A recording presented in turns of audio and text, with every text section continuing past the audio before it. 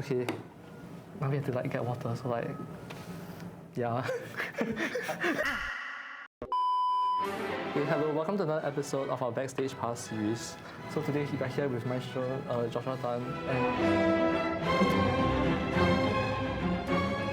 as some of you may know, I think Maestro has shared with us his interest of coffee before, and today we are back with another video. So for the beans, I've roasted myself an Ethiopian, which is a customized natural. This is usually what I travel with. So this is the Aurea Z1, Z1 brewer, no bypass.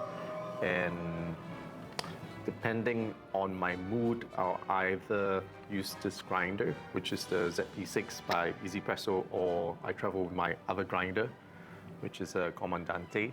Wait, I forgot to introduce myself, but I'm Ephraim from the cello section. So today I've brought myself a more standard brewing equipment, which is a Hario V60, Timor C2.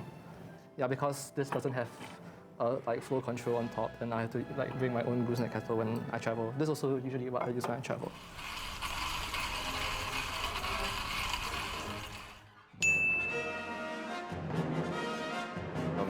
Because of my work and my schedule, so I need to stay pretty heavily caffeinated. I used to take a lot of espresso pods. And one fine day, a cafe opened just below my parents' place. I tried the coffee and I was quite taken aback by the taste of it. I didn't know coffee could taste so good and so nice.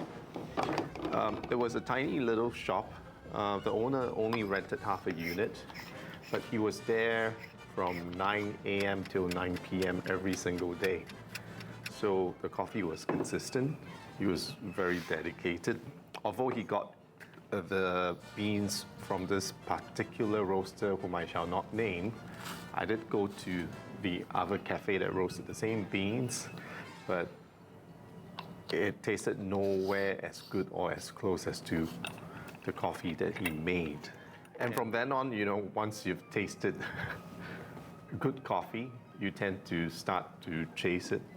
There's no reason why I was wondering, why am I paying so much coffee that doesn't taste half decent at all? And I think that started my obsession, in trying to get good coffee wherever I am. And I realized that the easiest way is actually just to brew it myself.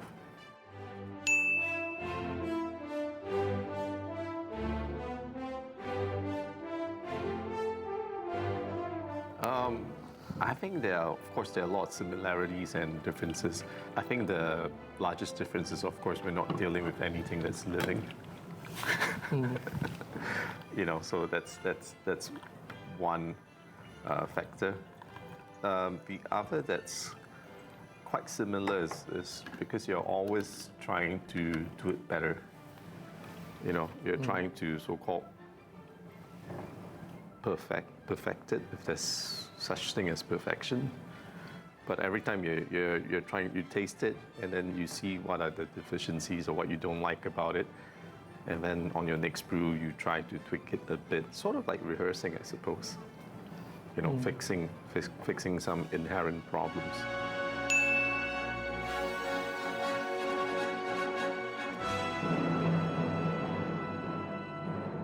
No. I think with music, to pursue music as a career, I've always said one needs to think of it as almost like a religion. You can't do without it. You got to live your life with it. I can't imagine myself not doing music, or at least not having music in my life, because it's a very tough career path. There are lots of downs, more downs and ups.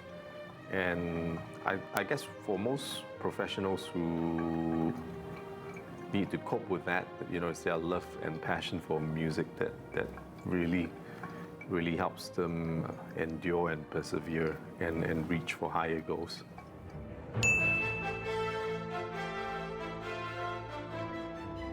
I think the range of emotions that it depicts. I guess when I was younger, I was so moved by the music. I didn't know like that was possible. I was quite an introvert as well. And then the power of music to bring people together, and also what I'd experienced when I was performing and how the audiences reacted. I realized that it was a very extreme, powerful tool of communication that, you know,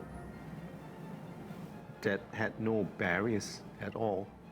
You know, language, culture, geography. It spoke to each human being. And to me, that was, you know, this is something that's universal, something that's shared amongst all of us. Having to really put it into words is quite difficult.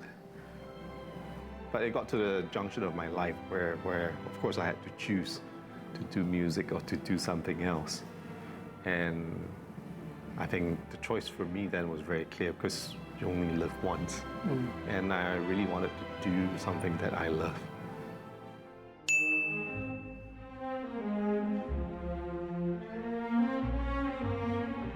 If you feel that it's a choice, then maybe you shouldn't do it. You have to feel that you're compelled to do it, that you have no choice but to do it because you love it so much and you can't live without it.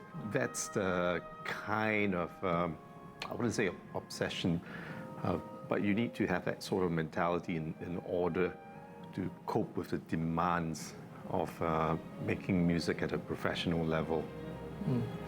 And so earlier you mentioned like there are other things in your life like photography and like gaming. Is that right? Oh yeah, I've like quite a number of hobbies.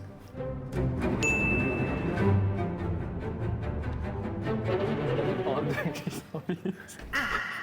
I think having, I guess it depends on your age.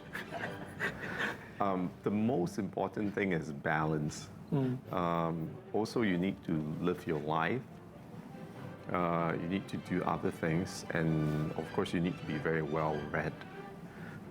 You need to be well educated, I suppose. You need to also spend time with your studies, and not only just practicing. Practicing is just a part of it. Like, of course, when I was much younger, I probably spent too much time playing football.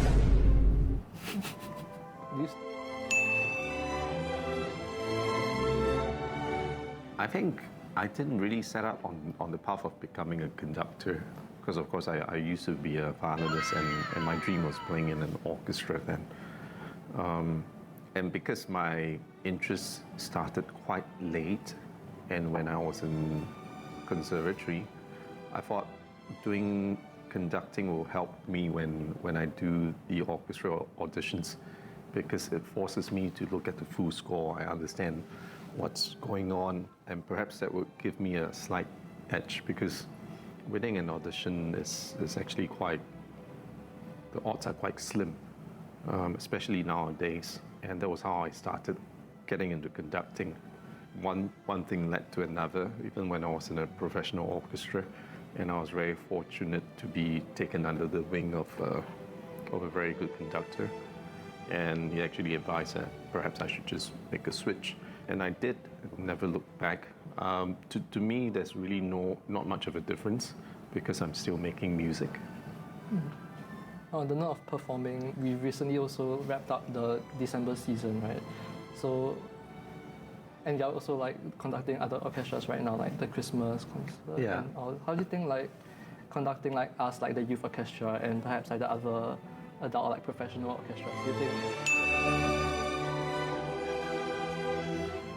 I don't treat youth orchestras differently as to professional orchestras. I think my demands are always the same. The way I address all of you, I think you've realized that I kind of like, it's the same with professionals. The only difference, I suppose, is the length of time. With a youth orchestra, we have time to slowly build up to a concert. With professional orchestras, Most of the time, I only have 1 day of rehearsal or 2 days. The practicality of it, the reality of it is depending on the level of the orchestra and what is being performed, the amount of rehearsal time, what can be achieved may be quite limited. Whereas with youth orchestras, you can't imagine how far we can go from the first rehearsal until the concerts. We have time to imprint or to get them to play in a certain manner or a certain way. Whereas for certain professional orchestras, they may have some quirks or some habits that are built in already. And you can't really change that in a day or two.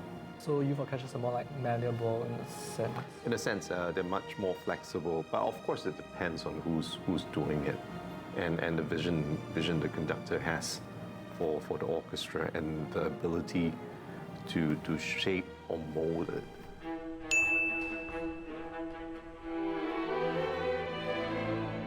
Like we choose the repertoire? Of course, because pedagogy is still very important here. So depending on how we do in the previous season, and then I have to think about what kind of pieces to program next. So, for example, for like the recent repertoire for this season or like this year's like concerts, what were we supposed to like learn from these pieces? I think the more traditional bread and butter of the symphonic repertoire, like Dvorak and Beethoven, whereas next season it'll be more exploratory and a bit more adventurous.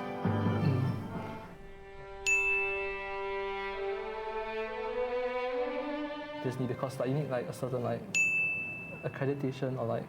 Because I'm doing this at the professional level, I get hired to do it. Managers ask, or the agencies ask for it. So you got to be somewhat competent in doing those kind of concerts for them to ask for you to conduct it. And it's a very different skill set because of the synchronization with the live music, and because I don't use clicks at all. How does one even like get in the position of becoming like a so-called like Disney conductor? Well, once you get to do one and they like it, then you're just on the boat. Oh, so they'll come to you first? Yes. I see.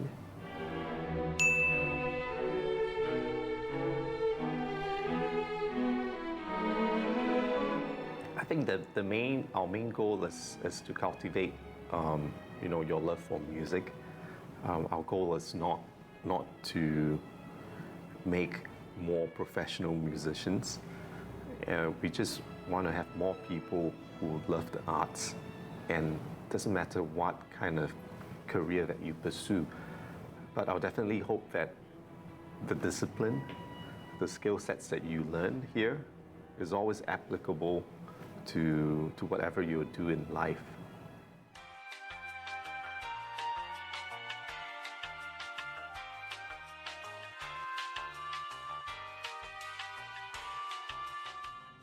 Oh, I see. Okay, thank you for your advice. What am I supposed to say? Okay, thank you so much for your time with us. Welcome. It was a pleasure. Also, your coffee was very nice. Yeah. Thank you for sharing with us like your experience and your words, and we hope you have a good concert later. Thank you. Okay, see you. Bye.